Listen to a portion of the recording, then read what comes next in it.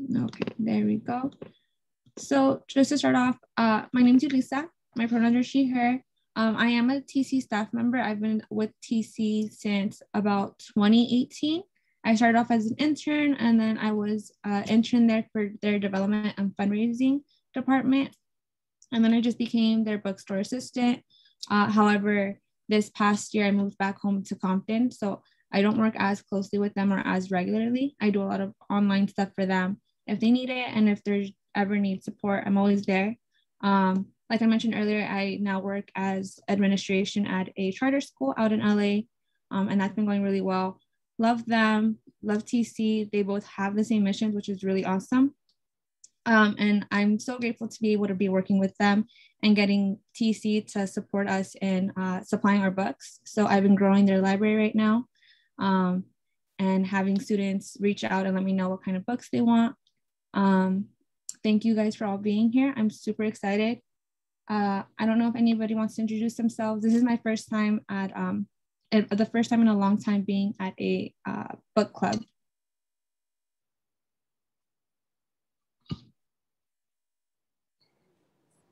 I can introduce myself. So I'm Eric. I'm a doc student at Penn State University, currently in Michigan, so I think I'm the only one that's not on the West Coast right now. So yeah, I've been coming to these meetings for about 6-7 months now. So it's been pretty cool to read what we've been reading and sit in on these. Awesome. Thank you, Eric. Hi, my name is Michelle, and I'm here in Silmar, California. And I'm not working right now, but I have a lot of cool hobbies. I like to paint. I love reading. I love to draw, and also reach out to friends and family when I can. Awesome. Nice to meet you, Michelle. I guess I'll go. There's such a small group. I'm Kirby Caudill. I'm a former teacher, and I'm currently unemployed also because I was subbing, and then COVID happened, and I don't want to go back to subbing. But I'm also writing. So I've actually written. I just finished my 3rd book, and so I'm looking for an agent. So keep your fingers crossed for me. But these particular books, I don't read a lot of nonfiction. So the few months that I've been coming here, except for one, it's really opening my doors to books I normally wouldn't read. So especially this one was really good, I thought. Thank you so much. I'll go next. I'm Irene Garcia. I'm also I'm a retired teacher. I'm with you, Kirby. You know, I basically all I ever read for many years was fiction.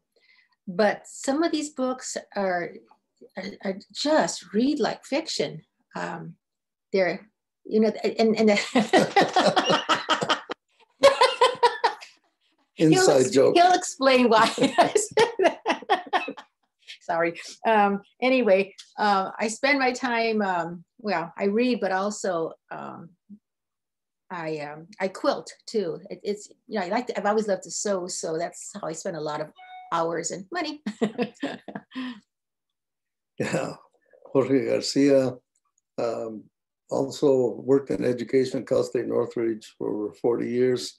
Most of the time teaching, about a third of the fourth of the time as Dean of the College of Humanities, and then back to teaching. And the reason for laughter is that we've been together all these 50 years. 50 years. And the both of us are readers, but we read very different things. She reads what I like to sometimes say that other stuff, the stuff that's not real. And you know, an English professor I used to rag on all the time, said, that stuff you teach is not real. He says, what do you mean? I said, fiction. Because I was trained as a social scientist, worked in Chicano studies, teaching history courses, the culture courses, and courses about the family and so on. And my reading has always been, or largely been, about that. And so, well, just to encapsulate it in one evening after work, dinner, working, and going to bed. She gets into bed with a novel. Don't ask me what the name was, but I'm reading a book about 16th century Christian popular religious practices in Spain. So she says, what are you reading now? So I tell her, she says, who could be interested in that? And I said, it's a very interesting book. I used to pick up his book sometimes if I couldn't sleep. This will put me to sleep. Different minds. I'm sorry, what's your name again? I forgot it already. Mine? Yes. Yulisa. Yeah. It's Yulisa. Yulisa? Yulisa? Yulisa. Oh, I saw that. Okay. Okay. Yes. Or Yuli, whatever's easier for people. Whatever's more comfortable, rolls off the tongue easily. That's fine. I'm in the same boat as most of you. I'm usually more inclined to reading fiction books. I like going into those like fantasy worlds and reading somebody else's life.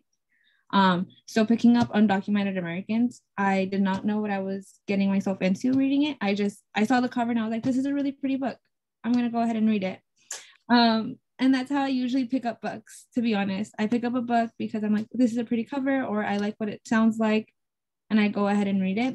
So when I started reading it, I closed it, I think, after the first chapter, and I was like, okay, let me go back and read it again because I didn't know what was going on. I was trying to read it in a fiction way and not in a nonfiction way. But after I was really interested in it, there's so many different lives and so many different, I don't want to say characters, but just people in general that are just living their lives that you wouldn't know their stories. Why did you all read it? Why did you guys all pick up the book? Quick answer was, it was the book for this month. And I have found that as a couple have already stated, this, I'm interested in certain things and tend to focus on them, especially as books get more expensive and, hard, anyway. And there are always books that you don't read for whatever reason. You don't know about them, you're not aware of them. I mean, there's supposedly 175,000 titles published a year in the United States. So this, to me, is a situation like class. I love going to seminars and classes because I had to read things I might not normally pick up. So picked up this one, started reading it, and it's not fiction, but it's in a style. At first, I'm saying, what on earth is going on here? The language, I said, well, this is a young person's language. An older person wouldn't write like this because of the, It's not academic. No, it's not academic. It's not even, well, the idea of standard English probably is a myth now. When I was an undergraduate in a linguistics class, I told us standard English, what do they speak on the radio or the television? What channel are you tuned into? What station are you listening to? And there's standard English doesn't mean a hell of a lot unless you're a grammarian or someone like that, or a language police. So this clearly was written in another, jargon, another voice. And and at first I'm saying, what's going on? But the more you go on, I got drawn into it. And it is a fascinating and delightful at the same time. That's one thing, social science reading can be interesting and the topic can be fascinating, but a lot of times the writing is not so delightful. And anyway, I'll stop there. And then going through it chapter by chapter and taking notes.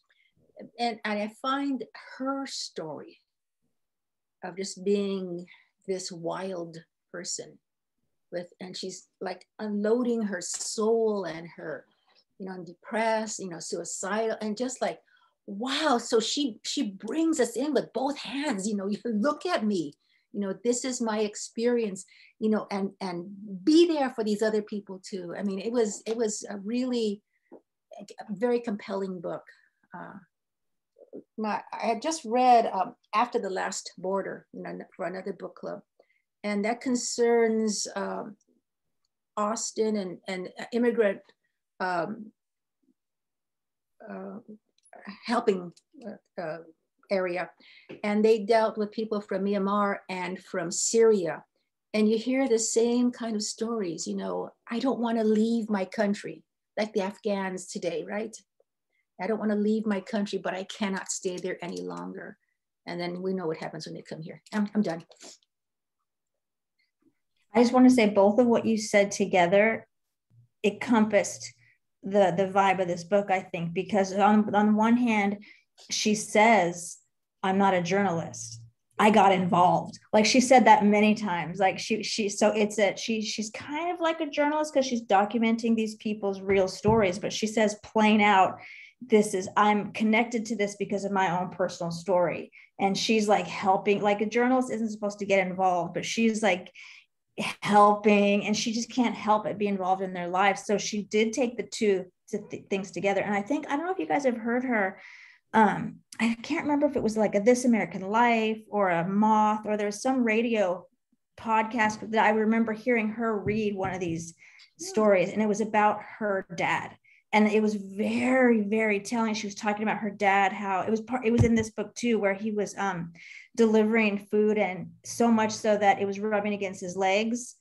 You remember? And then it said it had taken all the hair off his legs. I remember hearing her read this story on I forget what it was. And it was, you could hear in her voice, her emotion. And that's what makes this different from just a straight nonfiction book, because she's so invested in this topic. And she wants to show each undocumented person that she talks to and interacts with as a human, with their own little short story, as much as she can get in there. So that's why it felt like fiction in a way, because it was so vibrant and they came to life. But at the same time, this is all real, but from her perspective. So that, I just thought that was great, personally. And I also, picked up the book for the book club, and but also my family is from Belize, and so I do have some family members that are undocumented. So I thought that would be interesting to hear, because even though I know my family, but we don't really talk about their, status and things like that. So I was kind of wondering like how they might feel about not being documented or being undocumented.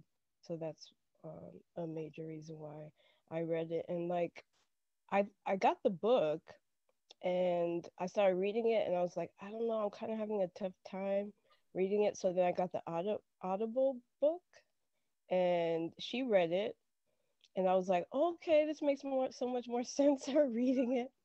So I liked it better, like reading along with her. Mm-hmm. Yeah, for me, the story sounded pretty interesting to read, and she mentions this in the book, kind of countering the narrative that um, undocumented individuals tend to fall into one of two types. And the book kind of challenges that notion, and they're people. They have stories. They're here. They're not what we would typically think of them, or what has been branded to us a lot in the media.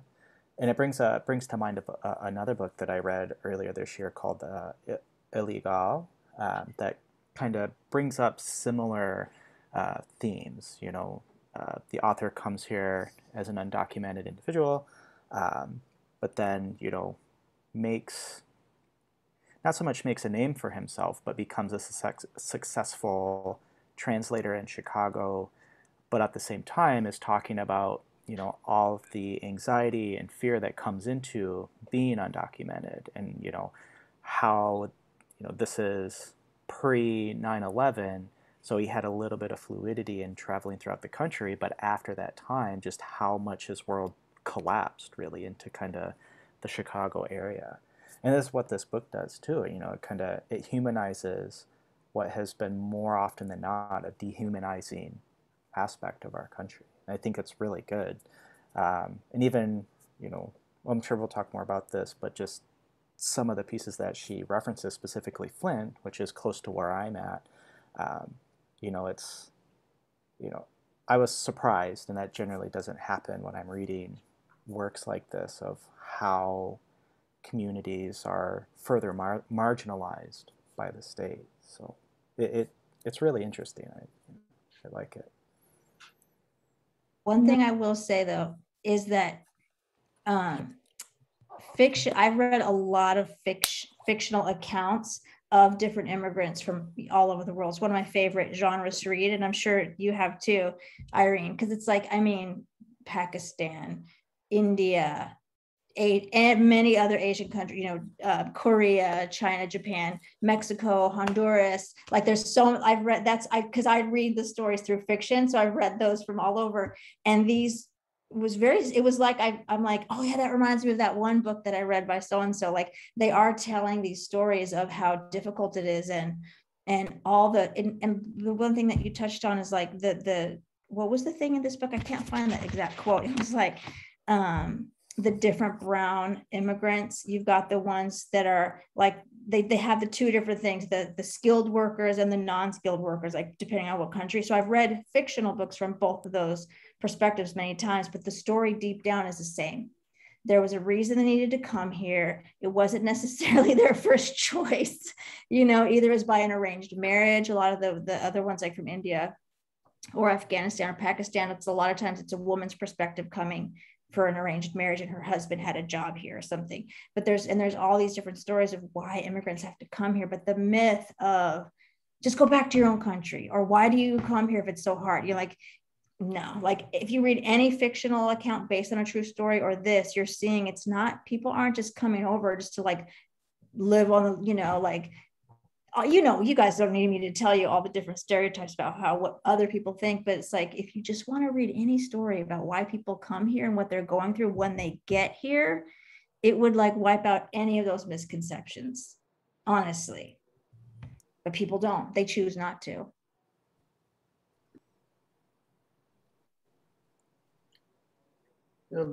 There's started teaching 69, 70, and to try to put the Mexican experience, Chicano experience into some kind of context, I used to assign, there's this slim volume of collection of essays put together by a fellow by the name of Wheeler, Wheeler, and it's about many immigrant groups. And for example, the one on the Italians, talking about Hell's Kitchen, is written by Mario Puzo. So they're usually fairly well written, and it does put that into context. Every immigrant group, probably every immigrant has something quasi unique about them, but then there's this other contextual experiences they have that, and it seemed to me the challenge then for the immigrant and the descendants of immigrants is to remember and still use that perspective of what my people went through. And it wasn't, like these ridiculous claims about we all got here spoken English. There was a fellow that wrote, a linguist, no, it was a woman linguist, who wrote a piece called The Cows Spoke English, because it was talking about Scandinavian immigrants in the upper portion of the country, middle portion of the country. And people used to say, well, our ancestors all came here and they spoke English. This is what? The gangplank of the boat was magic. You spoke, Swedish at the top and English at the bottom. He says, and you learn. How do you learn? You didn't, as she makes the point, it's hard to find an immigrant that doesn't want to learn English because they know it's vital to survival and advancement. And so they say they're going to night school. The night schools here in LA were turning away students when people were accusing immigrants of not wanting to speak English. And she says, well, these Scandinavian immigrants went to work brought in by fellow countrymen to work on the dairies. He says, the countrymen spoke their languages. He says, so the only way they could practice their English was what? With the cows? The cows spoke English? Is that how they learned their English? So that there's some interesting work done back then that I think still resonates today. But Wheeler's book, I would recommend if you ever get a chance to look at it, because it's like 10 or 12 short essays that deal with a variety of immigrant experiences. It's called The Immigrant Experience. I want to read it. Okay, we still got it. What's it called? Going back to what Eric had talked about when she wrote about Flint. I was going over the chapters again last night just to kind of refresh my mind. I've had the book for a while, To be honest, again, I picked it up because I liked the cover. And then they reached out to me and they were like, hey, we know you read the book. Like, would you be interested in facilitating the book club? I was like, oh, sure. So I've been refreshing on it the past few weeks. And I was going over Flint again. And I found it interesting how either way she's coming from an immigrant household. She used to live those lives, and yet she still feels very privileged. And I think she had mentioned like that she wanted to drink the water. She wanted to feel what they were feeling, and she wanted to put herself back into their shoes. And it was like, you've been in that situation before. Why would you want to do that again? But yet she still realizes like, okay, like my life has been better than theirs in some way or in some capacity. And I think that really like brought out just the little piece that she has that is a little bit more valuable than what a lot of the kids that she's trying to help are living at that moment. I found it really interesting too when she was encouraging them to change their lives and becoming more. And she says, it's the whitest thing I've ever done. And, you know, one, she has such a voice. I mean, she's unmistakable, but you know, should we take issue with that? You know, doesn't everybody want their children to do well in school and you know, make a better life? I mean, how many parents had told me, you know, I want more for my children? You know, is that white? I had the same thought. Yeah, because you're like, but as a white person, it's like and as a teacher, and I taught in Hawthorne and Downey. So I've never taught at a white school. You know, I've never actually had that many white students, but here I was, this white lady being like, oh, you guys have to be this, you know. Sometimes I'm like, am I putting on my own cultural values? You know, because kids have to behave a certain way, you know, and like she was elevated because, you know, she was so brilliant. And I always had students like that. And I never wanted to say, like, I think one time it was really, I told this little dude, I loved him to death. His name was TJ, my favorite student I ever had. He was African-American, he's Black. And he was like, oh, we were talking about, what do you want to do when you grow up? And everybody was like, and I think I said something, I was so dumb. I was probably like 26 years old. I said something like, somebody said, well, I want to work at McDonald's. And I was like, that's an awesome job, but don't you want to be like the boss of McDonald's? Like, I'm just trying to get them to aim a little higher. And then he was like, well, my dad works at McDonald's. I'm like, oh my God, I am the worst person in the world. Oh my God. Like, because you have to evaluate. And like that, it's not necessarily white. It's definitely classist. It's upper middle class. It's, you know, the educated elite. Like, you know, we think we have all the answers, but at the same time, you're right. To quote unquote succeed in this country, you know, we think of it as economic, we think of it as cultural, like success looks different, but I don't want to tell you what my success looks like because you're still successful. It's hard. You want options. But yes, exactly. There's an unspoken side to these options when you tell kids, okay, go to school.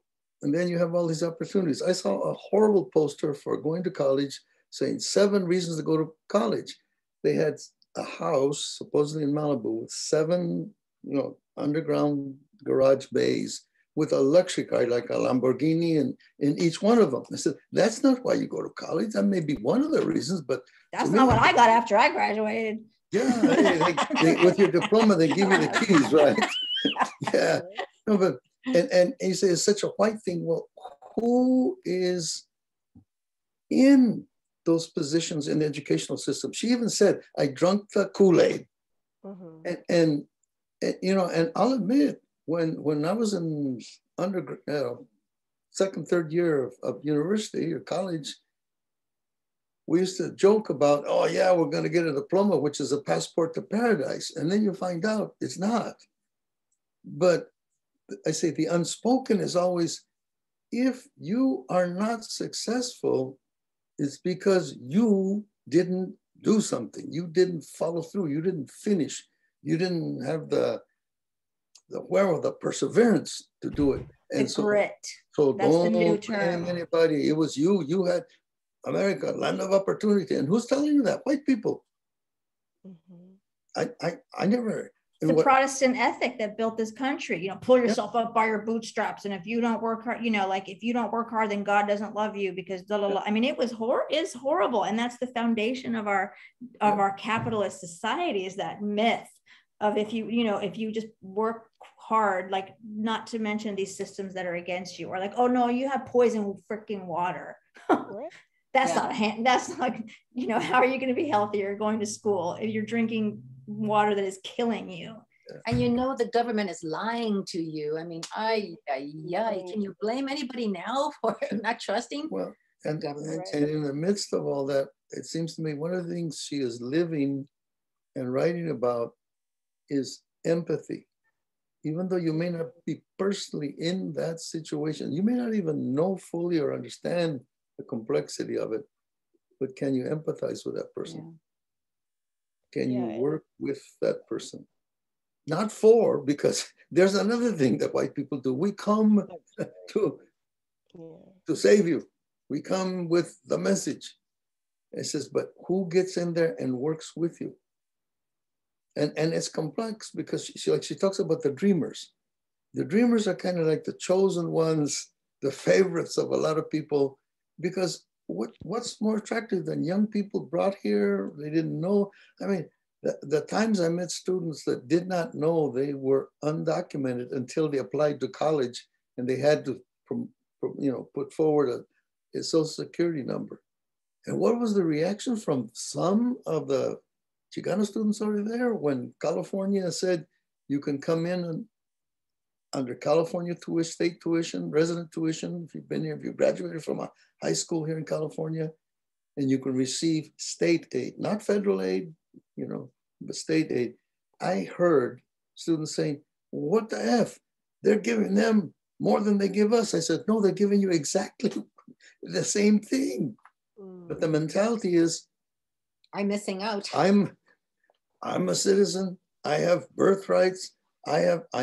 Even though somebody else may look at you and say, they can't tell the difference between you with papers and the other, your neighbor without papers, and they may treat you the same, but you say, no, I'm not that pecking order. That came up, well, when she was talking about the contractors, with the cleanup crews. 9/11. 9/11. And one of the things that struck me, there's a Luis Valdez production that Jesus Pelado Rascuache, undocumented, comes here. And one of the themes of the plays is El Patron, who's always white or non-colored, El Patroncito, the little boss, who is of your color and culture, but has papers and is willing to exploit you to make a living for themselves. And then El Pelado, that three-tiered. And when she's talking about that contractual system, I said, that's the system we grew up with in agriculture in California. Patron, patroncito, El Pelado. And then here we said, y tú.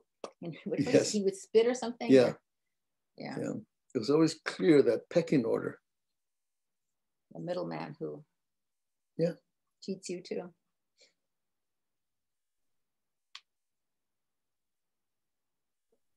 Similar to the plantation system. Yeah, the plantation. Like they always pit, the hierarchy always pits everybody else against each other and gives a few favor to set them so they don't unite against him. That's the thing, because if the middle and the bottom unite, you think? I mean, can you imagine? Haspa shalom, as the Jews say. God forbid, like they would. It's so by design. I was very moved also by the story of 9/11, of all the, I never thought about the delivery folks and the people who cleaned and the janitors and all the other people that were, who witnesses their deaths, right? I mean, and they don't get the benefits if their guys destroyed the records of them working there. Oh, that just crushed me. That was so messed up. All the DNA that didn't come to light. I mean, just. It was those numbers. There was the number that she was mentioning, and how in the smaller communities, the minority communities, they had all those numbers. and all the names, but nobody found them. Nobody could identify them because there was no record of them anywhere. And they're just lost. So the numbers that we have now, obviously they're way higher than what they actually are on paper, but we'll never know the exact amount and who was in the row and who was there even helping, because you never find out. There's no record. Or like going back to Flint, when the young lady was pregnant and she was, feeling sick, and her doctor would tell her, just drink more water, just drink more water. And then her baby was like blind for a while, and they still don't know the long-term effects of it. And that really hurt me, like, because I'm, I mean, I don't know if the doctor was drinking the Kool-Aid too and thinking that the water was safe, or if he knew and just didn't care, it's like, wow. And then also, like, she didn't know also, like, through breastfeeding, if she was giving her child lead and things like that. And I was just like, my goodness. Because there's this slogan, breast is best, so. Yeah. So many ways we let those children down, those people. Even now, having to drink bottled water, bathe in bottled water. What were you going to say, Eric? I was going to say, I mean, you kind of spoke to that, and still letting the community down. I think it was either this year or last year, they just started some of the prosecution cases towards what's happening here.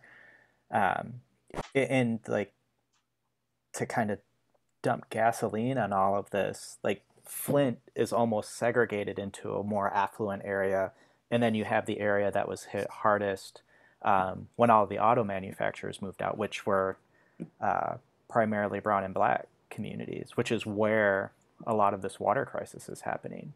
I remember seeing shortly after the story broke, like, come visit Flint advertising type stuff, and what they were showing was like this very groomed, very manicured section of Flint, which were heavily white, and like, come visit, this is like the safer area, not realizing like the vast majority of the city is drinking poison right now, but yet you're kind of putting this front that the whole area is still cool to come to, and it just kind of washes over everything that's been happening, and this has been years. And she had mentioned this, since the 90s, it's a slow pullout, and the city basically collapsed on itself, similar to what happened in Detroit shortly before that too. So yeah, it's interesting, just to kind of rethink some of that, having a little bit of a connection to that area. Eric, have they replaced the offending pipes yet? I am not 100% sure if they have. I think there's still some talk about how to bring a solution to it, but I think, as far as I know, there's still, like, everything's still being bussed in, bottled water, and I think so much has happened, especially since the previous election, that I think some of that unfortunately just got brushed over. I mean, I think there's still a couple of news reporters that are still bringing it up to kind of keep that fresh in our mind. Like, there is still something happening here. But as far as I know, I don't think they have. And if they have, it's been very slow. Right? I think, did you post it on that, we're blaming the people who are suffering rather than the big corporations that sent their jobs out of the country so they can buy another yacht. The people who own it just pointing at the wrong people. General Motors is the one, when they began to shift production outside the country, had a pay scale, the union pay scale, which started at $18, $19 an hour and went up to $42 an hour, plus benefits. When they moved production to Mexico, they started paying, their top wage was $4 an hour, and they had people lined up at the door to try to get the jobs. So, you know, they always just say the cars are so expensive because it's the wages, the labor costs. Well, here they cut the labor costs from $40 to $4, and the price of the car still keeps going up. So what is this myth about the cost of labor and we can't afford to produce here? This, you know, there was a General Motors plant in Van Nuys. They said they announced they were going to close it. At that time, you couldn't go in a university class and say, hey, is anybody here who knows somebody who works at GM? Every time there would be 2, 3, 4, depending on the size of the classes. People said, my uncle, my dad, my cousin, they worked. It was a level of blue collar work that allowed them to support the next generation going to the university. And then they're going to close that plant. So we were part of a campaign to save the GM plant. Well, the then CEO of GM came out and spoke at one of the rallies. And he said, look, 2 things. One, by shutting this plant and moving production to another state that had a right to work law, which means no union, he says, we will save $400 to $800 per car that rolls off the line. And people said, that's ridiculous. LA is one of the biggest car markets in the country. You're moving out. You got transportation costs to bring this. He says, no. He says, the job of General Motors is not to make cars, it's to make money. And they closed the plant. That plant now, like some of the other plants, you can go around and see there were 5 auto plants, 2 truck plants, 4 tire plants in Los Angeles. They're all gone. Where the one in Van Nuys is now a discount mall. Buy more stuff. A discount mall. Buy more stuff brought in from overseas. Go see the second run movies at half price. Well, before COVID, you could. You know, it's a perfect symbol of what, not the workers, what worker would vote to do that? It's the ones who have to deliver more and more money to the shareholders, their only responsibility. I mean, that's, and it's frankly, it's an extremely harmful policy for the country. And that mentality is why these workers are treated so poorly. Because the people at the top, they couldn't care less. Like every story in this book was that tiered system, and these workers who needed the day labor were abused because the guys up just needed it done as cheaply as possible. And there's no conduit, there's no avenue for these people to get. I mean, there are, but as you can see from all the different meetings that she went to all over the country, it's the same story in each city. There's groups, there's trying to unionize, they're trying to get support. And it's just such an uphill battle because the people with all the power couldn't care less. It's all, I mean, they literally, they care. Well, they care about them. They don't care about those people. They care about them, their own bottom line. Right. Yeah. And it's just like the 9/11 workers too. Like there was like no value for human life. It was just the dollar sign, the efficiency. How can we get this muck cleaned up as fast as possible? They were like, give me all your workers. Yeah. With like their protection wasn't good. It was all messed up. I mean, it's just like what's happening now with COVID. It's like, just give me all your workers to do the grunt work for us. Never mind if you die of a deadly disease. It's just horrible. It happens. Disaster, Katrina, look what happened there. When New Orleans is flooded, people are trapped, dying.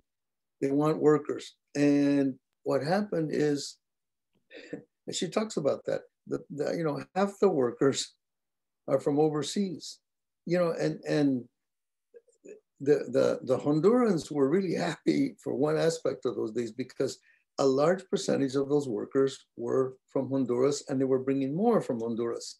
And they said, yeah, and other people said, what? Hondurans, why? Well, New Orleans was known for a century and a half as the gateway to Latin America with shipping trade. And a bunch of those Hondurans were already there working, as she points out, underground. They live an underground work existence. You know, underground is an interesting word. You say Underground Railroad, that's exciting. You know, the underground that's trying to fight a resistance, that's exciting. Here's a very non-exciting use of the word underground, the people who live, in effect, underground. And it's a metaphor, although some literally live underground. So that is the workforce that helped clean up and rebuild New Orleans. And what does the mayor say? How do we keep our city from becoming Mexican? Well, a big chunk of the workers weren't even Mexican, they're Hondurans. And Belizeans are always forgotten, right? They somehow, you know, Belize, what part of Mexico is that? What part of Honduras is that? But, you know, no, it's its own country.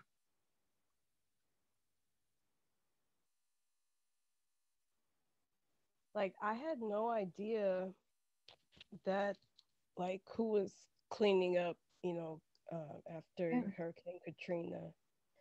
And so that did shed some light on it for me. And I just thought it was so sad that, okay, if they're going to have them work, like, why not have, like, care about their health too? You know, having masks or gloves or whatever, and just, wading through these dirty waters with, dead bodies and things like that. And fuel. Yeah, yeah. So I just thought it was so wild. And the biggest thing, I guess, is like, I just wonder how we can help people to be more empathetic. Like, how do we do that? That would be the greatest thing ever. And unlock the world peace. No. Read these kind of books. Yeah. Definitely. So that actually reminds me of, I think the book that you hosted, Michelle, there's a book that I came across shortly after reading that. It's called The Care Collective, and or The Care Manifesto. And it basically details, starting from like the individual and the community level, all these different ways that we can rethink how we care about one another. And it's not, caring in the sense of like emotion, but just thinking about, undocumented individuals who, they're being abused, their labor rights are completely ignored. And how is it that we can change some of these things, or at least think empathetically about what they are going through to help them? And, how is it that we can bring communities together that not so much dismantles capitalism, but rethinks capitalism in a way that doesn't completely make individuals disposable. How is it that we can have this equitable life? And I think that's especially over this past year, where you either fall into the essential side of things or the non-essential side of things, and what does that really mean as a worker? And if you are working at say a fast food restaurant, what does that mean when you have no health care or very limited health care, little pay? So if you get sick, what happens? How is it that we can really put forward more of a caring agenda to kind of think through some of these challenges that we have right now? And a lot of it is just, really putting, not necessarily to ourselves, but just society in general. I'm making it more pie in the sky idea, but it really just helps us think more empathetically towards individuals, especially marginalized communities across the board. It sounds like socialism. Yeah, a little bit.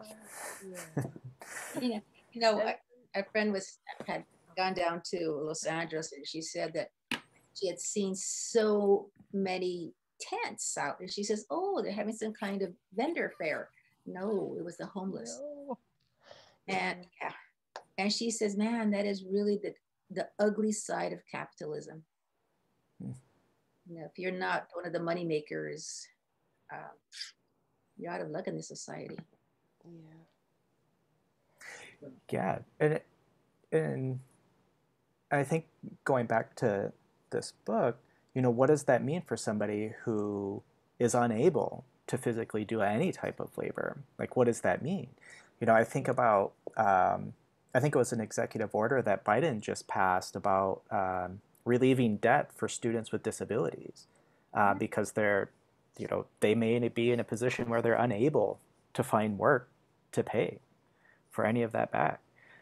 So yeah, it's like, what do you do if you are unable to be productive, right? That's the downside to capitalism here. It's like, if you're not productive, then you're not necessarily useful. And if you're not useful, well, here we go. Yeah, it took, because I do have some disabilities, and so I did go to college for a little while, and I had, some loans or whatnot, but then I was able to get them forgiven, but it was like excruciating, the process. And I'm like, I have rheumatoid arthritis. It's chronic. It's not going to go away. If anything, it's going to get worse. I'm not going to be able to work. But yeah, it was tough to get to their minds that I was not going to be able to pay that back. But yeah, and like, sometimes people that find out that, I'm on disability or whatever, they like look all extra sad at me, like, oh, you're not going to be able to be I mean, they don't say this, but this is what the look tells me. Like, you're not going to be able to be a productive member of society. You don't have a purpose. Like, you must be really, really sad, and that makes me sad. Not really my disability, but just knowing that. And then also because I'm able to articulate my thoughts pretty clearly, people assume that since I can speak clearly, that there's nothing wrong with me. And I'm just like, no, it's a physical thing, so it's not really all that mental, so. But yeah, that goes back to the empathy thing. It's like, and what I was saying earlier about like the hierarchies and the judging of like what's valuable and what's not, like, it's, who's to say that one life is better, quote unquote, or, because I mean, my sister was severely handicapped, and her IEP goals were like, put a fork on a napkin. And we were like, yes, and like by the end of her life, she couldn't move. In fact, when it's ever published, you guys can read my memoir. It's called Alma and Me. It's about my sister and I, but I don't have a publisher. But she couldn't do anything. By the last 10 years of her life, she was living in a home, mute. She could see out of one eye. She ate through a tube in her stomach, and she couldn't move her limbs. She had to be moved like with a swing to the wheelchair. And we visited her like in that state for 10 years, every weekend. Here's your book, here's your story, here's your, like there was nothing in her life that made her less valuable to us because she wasn't, quote unquote, producing. Like, who needed her to produce? She was the love of our life. And that value. And like, I don't work right now, and I question every day, like, I need to go get a job. Like, I'm not productive. I'm a mother, I'm a housewife, I'm a writer, but I don't feel valued in this society because everybody's like, oh, well, what do you mean you didn't go back to work? Like, what? And I'm like, oh God, stop the self-hatred, stop this. I'm valuable. I just, and it's that American ethos of like, you've got to work. If you're not busy all the time and you're not working all the time, like what's your deal? And it's so toxic. Because like, just because I don't work at this moment doesn't mean I'm not like a valuable human being. And that's the same with you. Like, that's horrible. What the heck? But we internalize this, and people look at us like, oh, you're unemployed. Like, is it called internalized colonialism? But, that's not colonialism though. But yeah. Whatever it is, you're right. I have internalized it. And we all have, and it's just toxic. Like, we need to just try to slough that off, because that's empathy for ourselves and then empathy for others. Like, who am I to judge what the quality of your life is, or what my students were, or what, like, or immigrants or undocumented, like whatever. Are you it's a capitalistic system, right? A meritocracy. Yeah. And you have to be productive I mean, I went to school longer than most of the people in my extended family. And I remember family gatherings. They say, "Hey, college boy, you still going to school?" "Yeah." And then the jokes would start. I mean, you're not working. I'm working, 20 hours, 30 hours, and They say, I do that in 2-3 days for, just it was like this thing that your work defines you. And if you're not working, you're nothing. And even, with going back to the book, the undocumented are working. They're working a lot. They're doing the jobs that most people don't want to do, but yet they're still seen as not really like pulling their weight, which is weird to me. They're pulling the weight of like 10 people. Right. Basically. Yeah. And it's further complicated because of the fear in this country. We saw the census data that came out, right? And like, that adds to it too. Yeah. There's always an undercount, but this time was worse than usual. And it was intentional. There were folks trying to drive that. Because if you can wipe people off the books, then it's easy to wipe them out in reality. I thought it was interesting in the book, going back to pulling their weight and stuff. A lot of people in the book, when she tries to talk to them, they're like, no, sorry, I can't talk to you. I'm too busy. Like, I have to go to work. And I think in the last chapter, she's at another, like, a council meeting or something. And she finally gets a hold of somebody and they look at her and like, you tried talking to me last time, but I ignored you because I didn't want to talk to you. Let's talk now. And he finally gave her like the rundown of his life and told him like, this is what I do and this is how I'm doing it and all this. I really liked the last chapter. And I know it was like the most fastest one because she was just naming people. She was just, there's this person and this is what they do. And there's this person and they're sending money over here.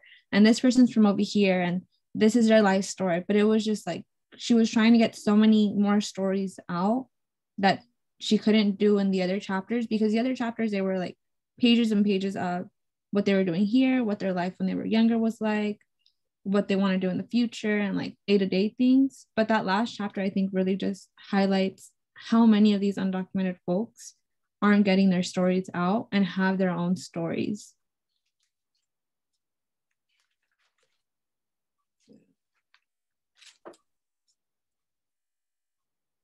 They're stories of people normally don't count. And you bring them out, you begin to see what a vital part they are of the functioning, whether it's our economy or society, and it's as bad as some people might think they have it, they still are surviving thanks to the oppression of these people. And what impressed me too was the amount of money that's being sent back to the homeland that's propping up these other families and societies. Some interesting things there. She talks about the patriarchal values in Latin America, where a woman is always seen as caregiver. If something's wrong in the family, the woman has to physically take care of it, mentally deal with it, spiritually guide it, and so on. On the money being sent back, women send back more money than men. And they probably make less. And they're frequently working at jobs that pay less. And a couple times been asked, well, why do you think that's happening? It says, because women tend not to stop at the cantina before they go to the money sending place, whether it's the bank or Orlandi Voluta or whatever. They don't stop by the cantina and then send from what's left. They send first and then live on the rest.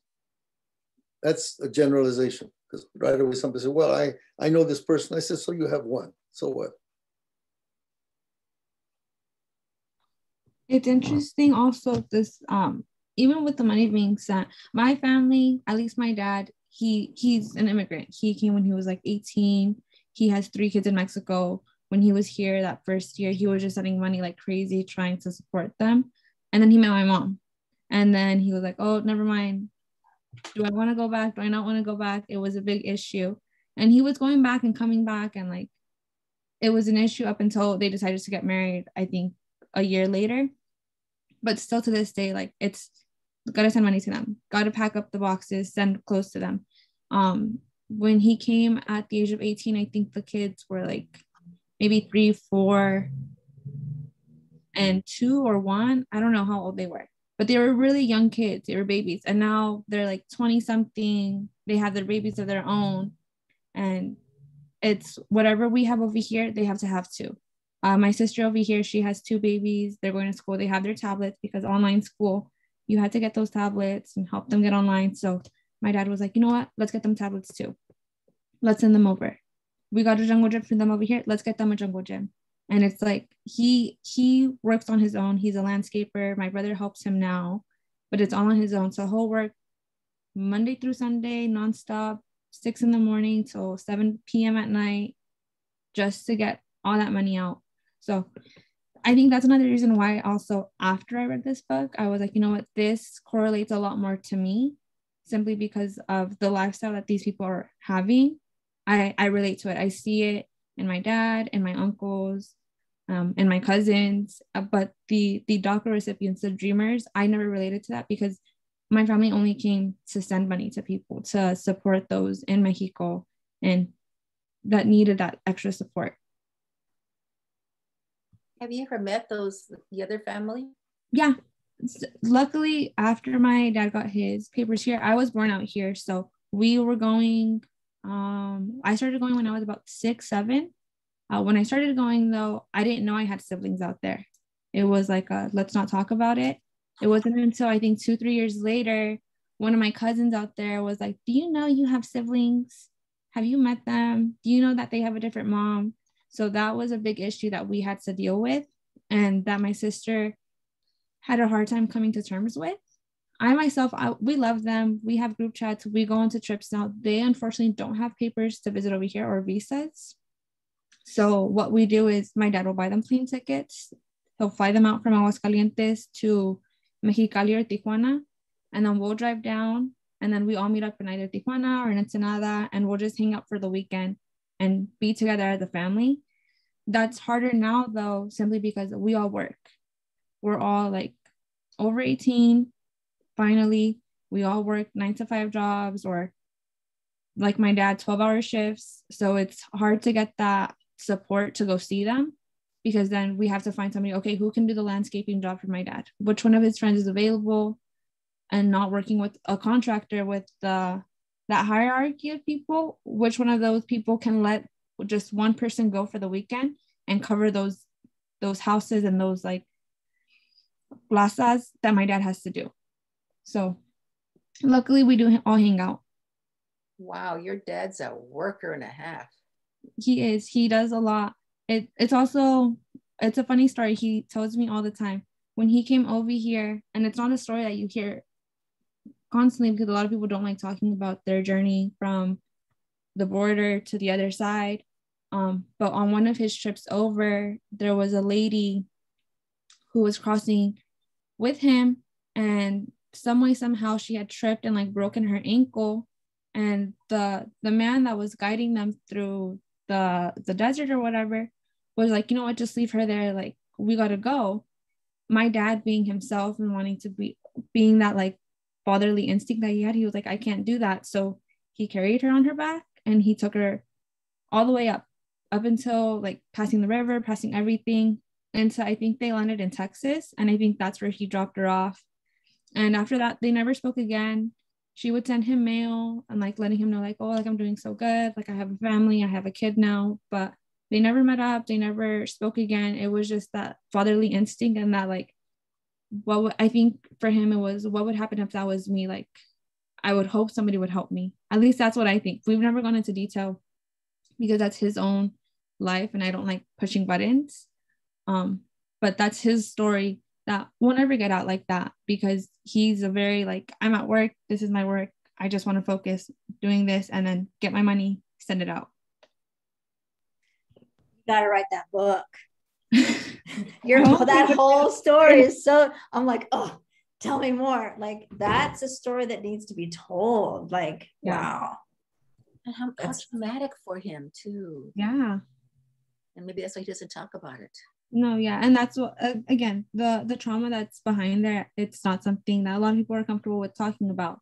Or at least I feel that he wouldn't be comfortable talking about. So whenever he brings it up, I'm like, oh, okay, like I want to listen. Like, what other little detail will you give me this time? What other little fact am I going to find out this time? So I'm 22 years old. He's been telling me this story since I was maybe like 16, 17. And every time that he tells me, it's like another little detail. And I'm like, oh yes, like, let me pull it.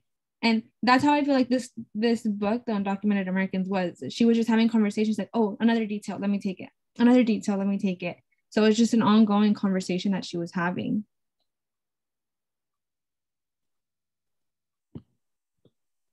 And the trust she had to have built with these people to reveal themselves and putting themselves at risk, actually.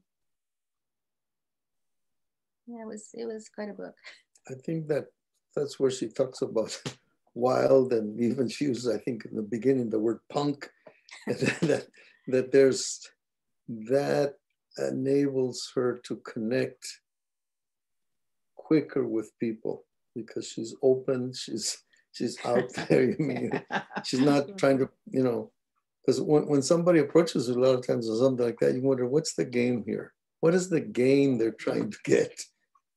And you have to establish some kind of trust and rapport.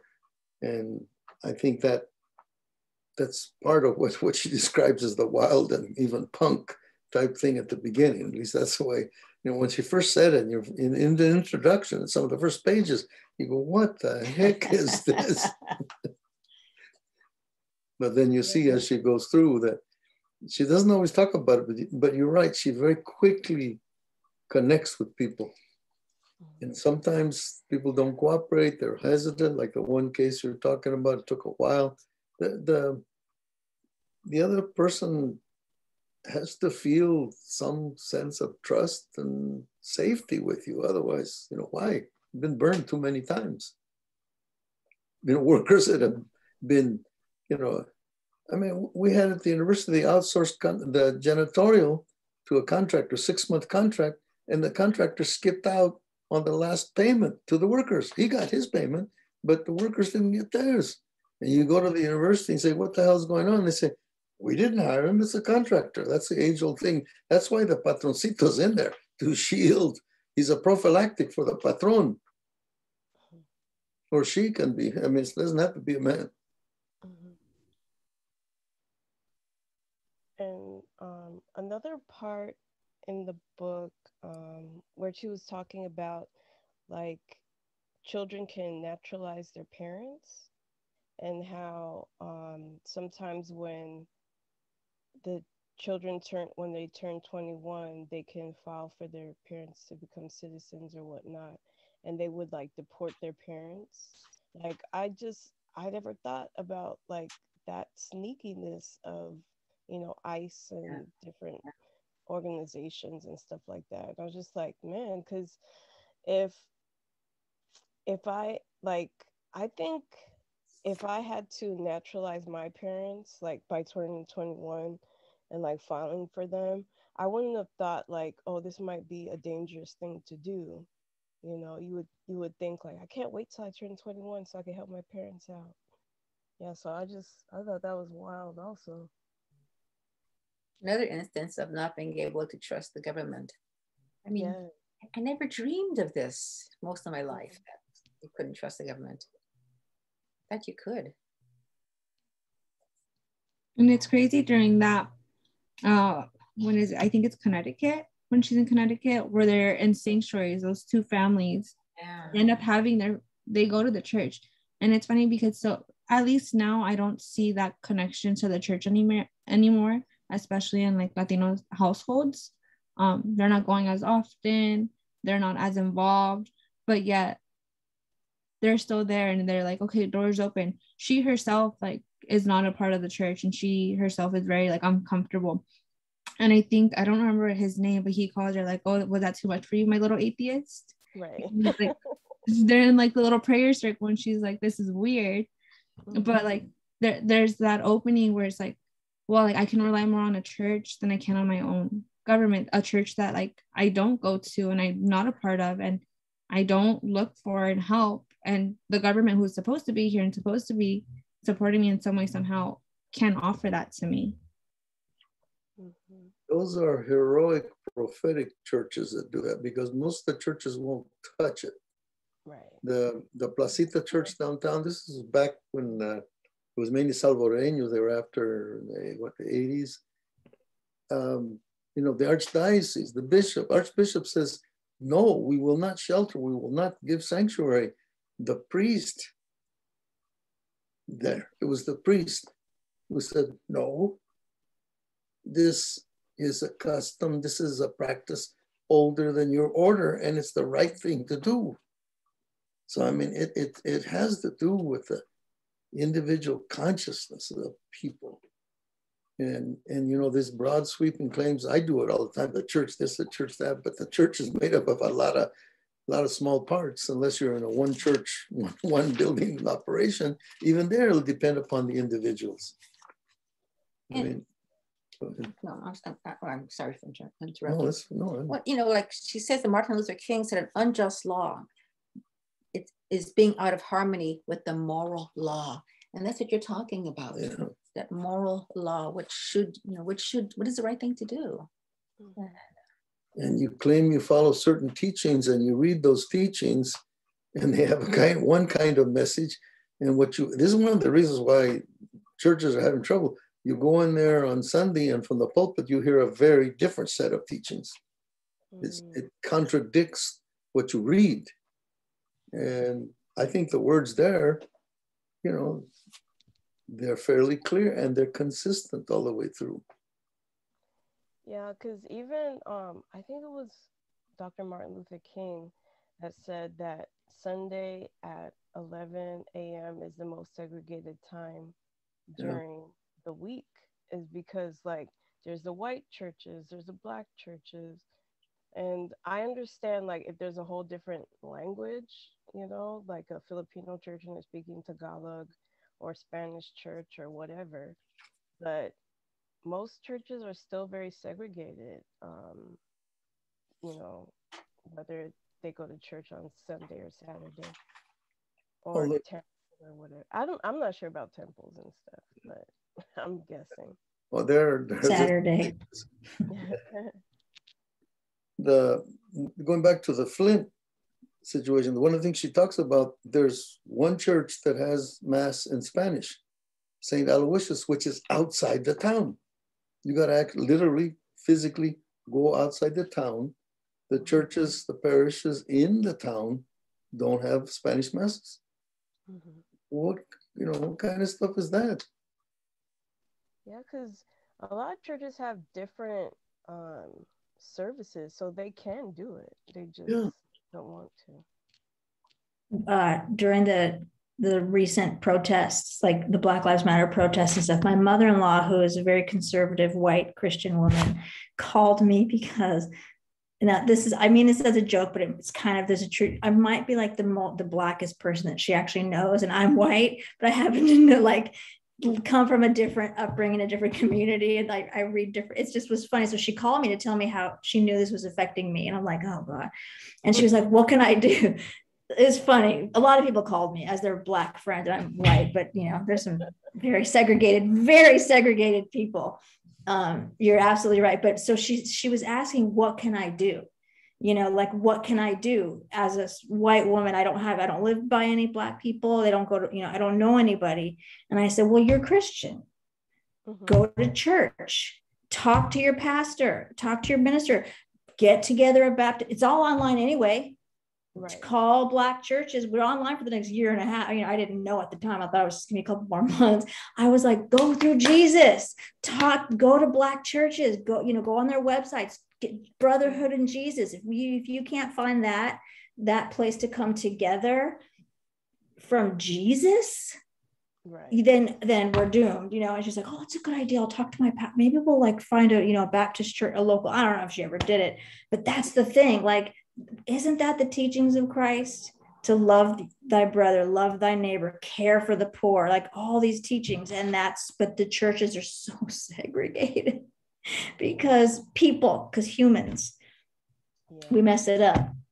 And I mean, you know, some people get tangled up in like, well, we like different kind of music, or we like different kind of preaching, and we like for our pastor to yell, or we like for our pastor to teach, or, you know, and get caught up in those little minutia. Yeah. It's the same in temple, you know, like there's Ashkenazi and Sephardic, and they come from different places. Some are Eastern European, some are more Middle Eastern, some are Spanish. And so there's certain prayers that, like, my mom prefers the Sephardic. It's more Moroccan, it's more Persian. It's a very different vibe than like the Russian, German. And so, yeah, you get a vibe, but like the teachings and the way you care for your fellow community members that core should be the same. Like if any church on America should be ready to just throw down for their neighborhood church, like from whatever, you know, like you'd think they would, but they put up those boundaries.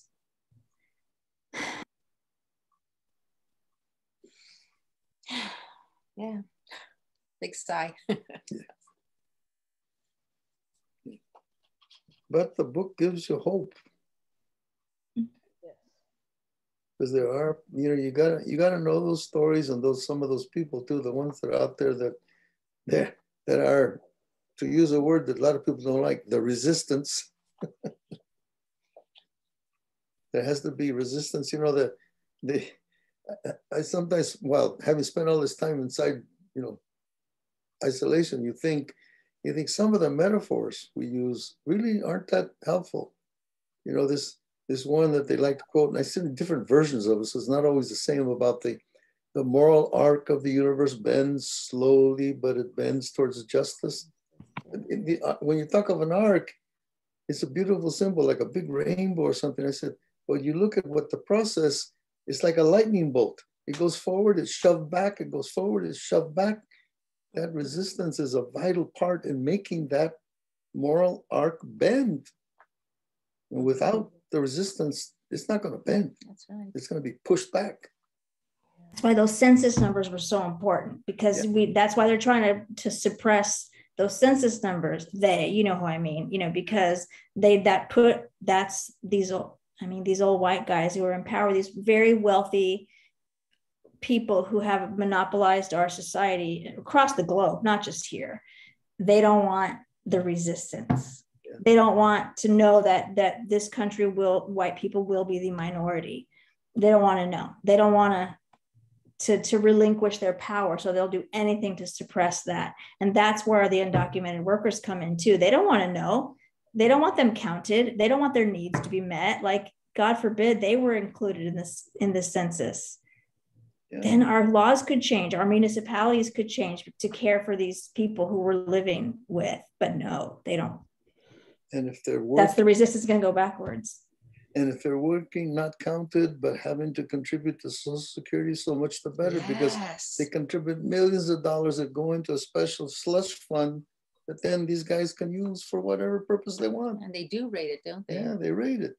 I just want to bring up one more thing, that we know that a lot of Afghan people are going to be coming to this country. How do we absorb them? Because they're going to need, they're coming, they have to pay the government back for their flight, and many of them don't speak English, and if they do, you know, are their credentials good here? If they want to, I mean, like that's going to be another challenge for us. And how do we do that? And what is our role in it? Well, we already paid for the ones that are coming on military transports, paid through the nose for those military transports. I mean, what are they going to send them on United flights or something? Like, now they may do that because they've done it in the past. They contracted, deport people to other places. I think they still get a bill for their flight. I don't know. We're going to start billing our soldiers for the cost of the guns they used. I mean, this is ridiculous. No. We paid for the military. Pay through the nose. Let's get some benefit out of that tax money. I mean, this is another ridiculous part of our society. Julissa, it's before we go, I'd love to hear a little bit more about the new place that the Atuchas is inhabiting now. Oh yes. So we moved locations. So we are now what is it? Gladstone, Glen Oaks, right next to the Food for Less. Yeah, Hubbard and Glen Oaks and Hubbard. Yeah, Glen Oaks and Hubbard. It's right in the corner. It's a much bigger space, way bigger. There's a few classes. We've had the space since way early this year. I believe in January is when we signed all the papers. And we've been saying like, we're moving March. And then that didn't happen. We pushed it to April. That didn't happen. So we've been pushing it back simply because we've been renovating the space. We wanted to take out all the carpet that was in there, put flooring. We wanted to fix the ceiling because it was really nasty. It wasn't pretty, and we wanted to make it pretty. I believe they should be opening up because it's not open in stores yet. That should be happening. We're in August right now. It should be happening by end of September. Okay. If I'm not mistaken, hopefully. But way bigger space. So I hope you guys are excited. Also, Andrea did let me know that they already have September's book club.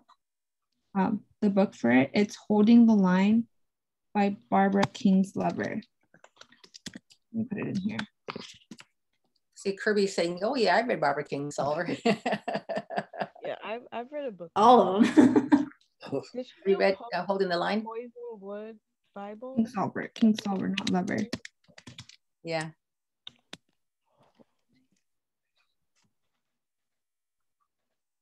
So there's that new book coming out. I'm surprised that it's ready so soon. Usually they don't have the book until a few weeks later or a few days later, but she did prepare me. She sent me the email this morning letting me know that I was ready. Cool. Okay, so. Yeah, she wrote it quite a few years ago, so it's not a new book. Nice. I haven't heard of it. They don't have it at the Achuchas yet, but especially because we're going to be hosting it as a book club, we'll be getting it in the next few weeks. So keep an eye out on that. Once that post goes up, whether it's on Instagram or Facebook or something, they should have it up. But that's going to be the next book. Cool. So we can go ahead and start closing out. I don't know if you guys have any questions. Thank you all for being here. I had a great conversation with you all. I'm really happy I got to do this. This is my first time facilitating a book club and having a conversation on a book. I myself don't have a lot of friends that like reading books or like reading the kind of books that I like. So it's always me ranting to them about like some book that I'm reading. This morning, I took my sister to the airport and I was telling her about the book that I was reading and the fact that I had this going on. I was like, oh my God, I'm so excited. Like there's this going on and there's this. And we were having conversation about kids and all of it. And she was like, oh, awesome. Like I'll read it later. She didn't take the book, but I was really excited. So thank you all. Good. Well, thank you for sharing your story too. I can't wait to see when you publish your memoir. You publish. Yeah, fingers crossed. Kirby, what are the books that you have published? Nothing, because I just quit my job, so but I have a couple of pieces that were published online. So in fact, 2 stories from my memoir were published just within this past year. So actually, you know what? I should probably. Can you share them? I know I should. I don't know how. I mean, I don't have the links with me right now, but I should. Should I get, maybe if you want to put your email in the chat, if that's okay, or put it through the Julissa or to Andrea, and then they can send it out. She could send it out. Oh, that's what I'll do.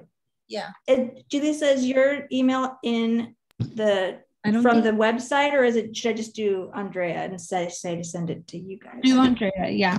My email's not on there. So I would say email Andrea for sure. And then I'll send her a text right now letting her know that you're sharing that with us. Okay. So she can get it out to everybody. Another question. Julissa, you said that Tia Chuchas has been buying books for your school. Yes. What seems to be the popular books that young people are reading these days? So right now, the book that I see a lot of students grabbing is Braiding Sweetgrass. Braiding Sweetgrass. Okay. Braiding Sweetgrass has been really popular with them. A lot of them are really interested in the From My Ancestors that just came out. And what's the other one? 3 Big Questions by...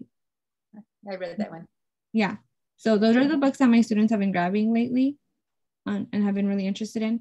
The students also that are usually very inclined to getting our books right now were a part of our Science is Ceremony program this summer. So they were very big on like native science and learning how science was done like indigenously and traditionally. So Braiding Sweetgrass was really important to them. And so was, I don't remember the other book. They all have to do with like medicinal native plants and everything. Thank you. But that's been popular. Cool. So thank you guys so much again. You guys can head out. I will close out the meeting and stop the recording. Actually, I'm going to stop it right now. I really appreciate everybody's